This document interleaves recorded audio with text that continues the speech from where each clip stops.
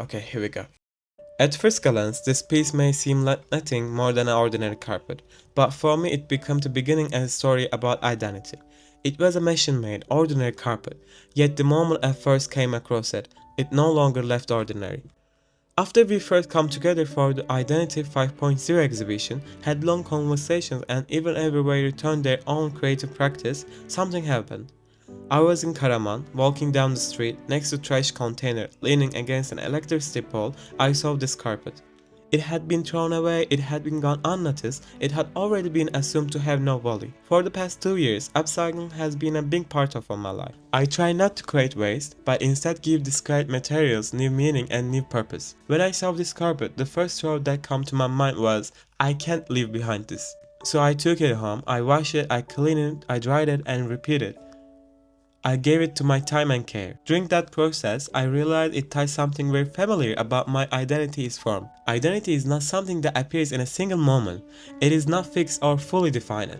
It's woven step by step through the choices we make, the mistakes we make, the things we learn, and the circumstances we are forced to live through. When I was studying at a boarding school, I couldn't make my own decisions or build my own sense of self.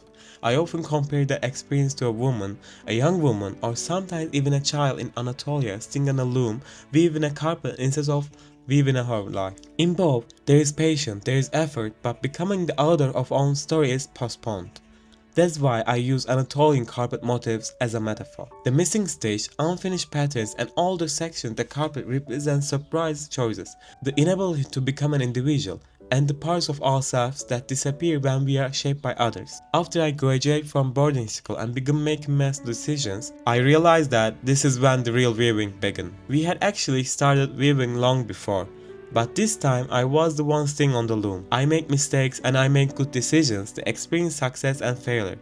Time keeps moving, just as the loom never stops weaving. That is why I see this carpet not simply as an object, but as a manifesting. In Anatolia, when people weave carpets, they weave with wishes in their minds, abundance, health, peace, well-being, and a good life.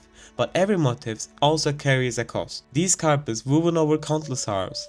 Also the story of women, young girls, and children being kept away from education and social life.